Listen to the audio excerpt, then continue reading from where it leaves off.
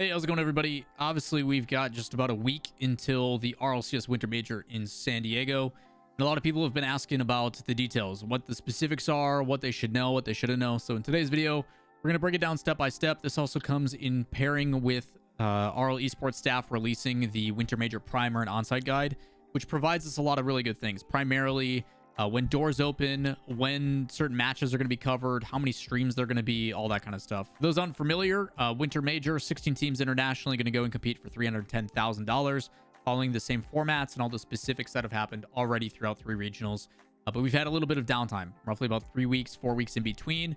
Cool thing about the location, it's the San Diego Convention Center, which if you've never seen it, is right off by the marina. The airport is actually about 10-minute drive from the venue, so it's like right over here. You drive down, you're following the coast the whole way. Gorgeous area if you've never been to San Diego. A lot of hotels and stuff downtown right nearby. Convention center, very accessible. Really, really easy to approach. Alongside that as well is it is not just a RLCS Major. It is a convention. DreamHack San Diego is going to be going on. So a lot to encompass with that, which we'll talk about here in a sec. Primarily when you're talking about this is going to go down from April 6th to the 9th. The thing to remember is on April 6th, which is a Thursday, there will not be in-person attendance. I say that as we've only always had 2 days that you can attend in person, and in this time around, it's actually 3 because it is at DreamHack San Diego. Version 1 will not be doing a watch party. I know some community members are trying to coordinate a place where people can tune in, go and watch and hang out, whether it be taking over a bar or whatever that entails. But on Thursday, the 6th, there will not be in-person attendance. The 7th, 8th, and 9th, Friday, Saturday, and Sunday, there will be. So some exciting things there. Another thing to pay attention to when it comes to tickets, because it is a convention, if you guys have never been to DreamHack or a PAX or anything like that, there's more things going on than just Rocket League. There's like a $250,000 Fortnite tournament. There's a $100,000 tournament for FGC. There's a bring your own PC LAN. There's a free PlayStation where if you just want to hang out and play video games that they have available, there's booths, and it's a convention. It's not just Rocket League event. There is so much more to it, so keep that in mind. If you guys are looking to attend, or if you're uncertain if you're going to enjoy it, doors open at like 10 a.m. and they go until super late. There's going to be concerts, there's going to be movies that they're playing on the main stage. There's a bunch of different things. Check out DreamHack's website. I'll leave it in the description. But the big thing with tickets to pay attention to is that you have to have a DreamHack ticket in order to get in, and then you are paying for an add-on for RLCS. If you plan to attend all 3 days in person, you'd click the 3-day pass, whether you want the standard or if you want, there's like a premium pass. If you're not sure, you can click on the button, has more info, gives you details, all that kind of stuff. Once you have that, you add like the pass in your checkout. When you go into checkout, there's going to then be another option to do an RLCS pass add-on, and you need to add one for every single day. So I would look at the seating chart. 104 is usually the go-to where everybody wants to hang out. I would go 104, 105. It is going to be first come, first serve on the seating, but you are given a section, both the front row, like the front section, and the back section. So if you buy a pass for 105 and 205, you'll get sections both here, first come, first serve. Also, my phone just went off. Apologies. So if I want a pass to get guaranteed seating, if you do not purchase this add-on, you can still stand and watch the monitors. But if you want a place to sit and watch, you would buy a pass for 3 days. As it shows, I need a pass for this section for 3 days, and then you can go to the cart. Right now, that is the cost, but I can tell you right now that if you use a creator code, there's a lot of people in the Rocket League community that are using their codes as creators that are going to be streaming there. I can tell you that big content creators like Fusely have one.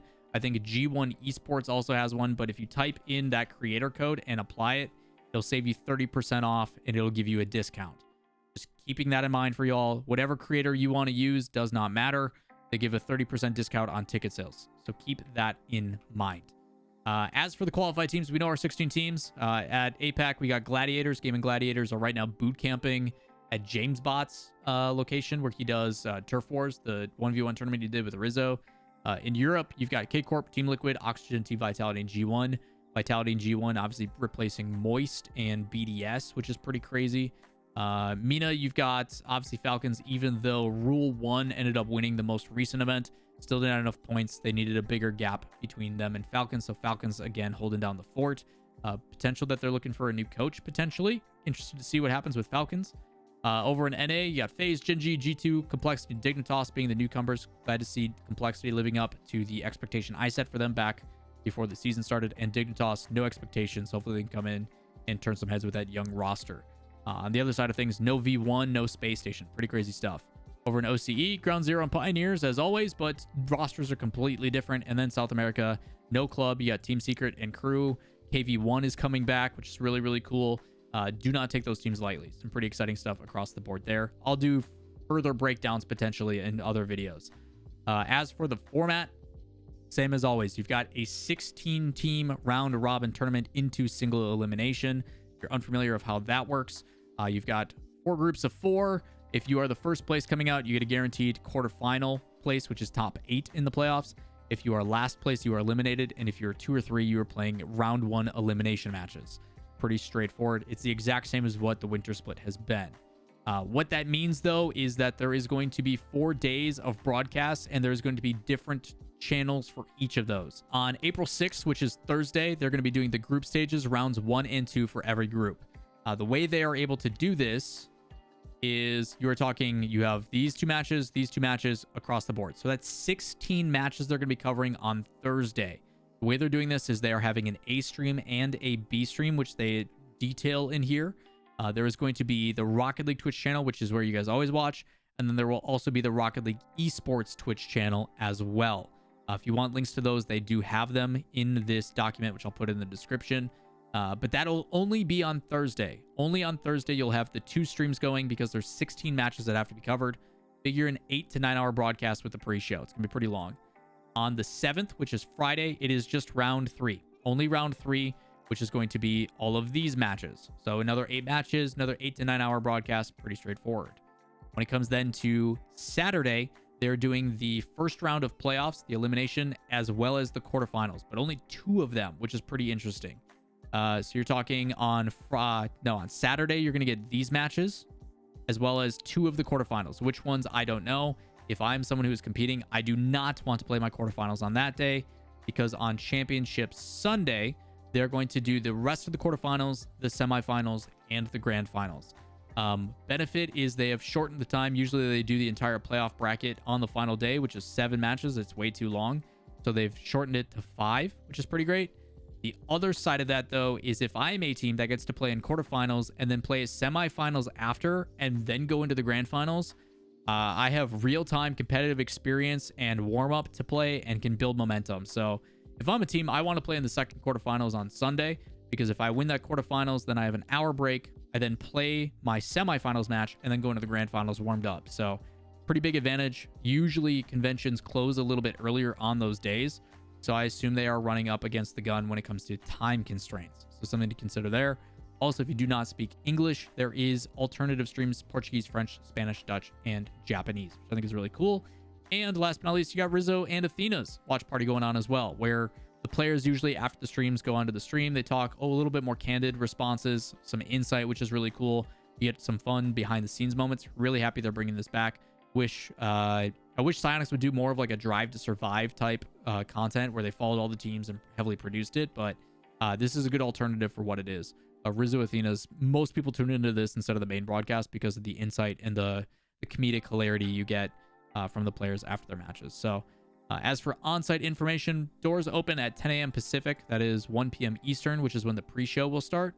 And that'll continue throughout all the days. Pretty straightforward. Because it's a convention, they run off of convention hours. As for booths, there will be FaZe Clan, G1, and Team Liquid for Rocket League, which will be by that stage. But there's also going to be like indie game developers. I think Women's Carball is going to have a booth alongside G1. There's going to be some other stuff as well, so keep that in mind. Like I mentioned, there's a Bring Your Own PC land going on and a bunch of other stuff. Usually they have like food trucks, and it's a convention, so it's a little bit different. So as for other merch, they are going to have RLCS Winter Major merch specific there. And then guideline-wise, everything is associated to what the DreamHack San Diego area requires.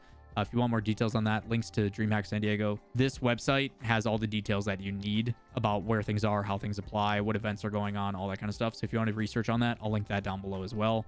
The cool thing is just in like general information, this is like 10 minutes from Psionics headquarters.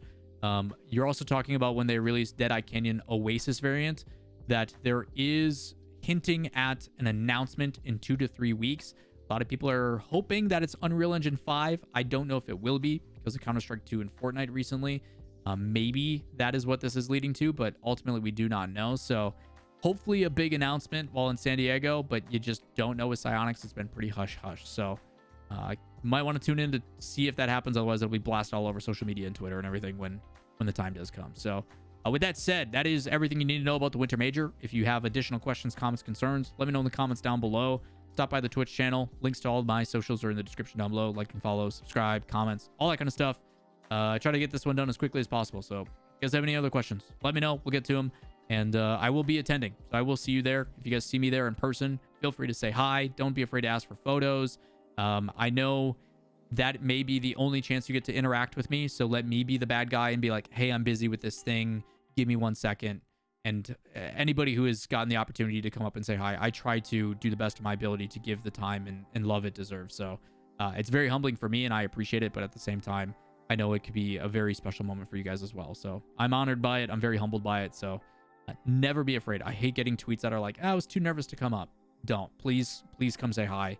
I'm more than willing to say what's up. So hopefully we see you there. If you guys are considering going or not, I recommend doing so. DreamHack's pretty dope. If you've never been to one, it's a lot of fun. And hopefully we see you there. Peace.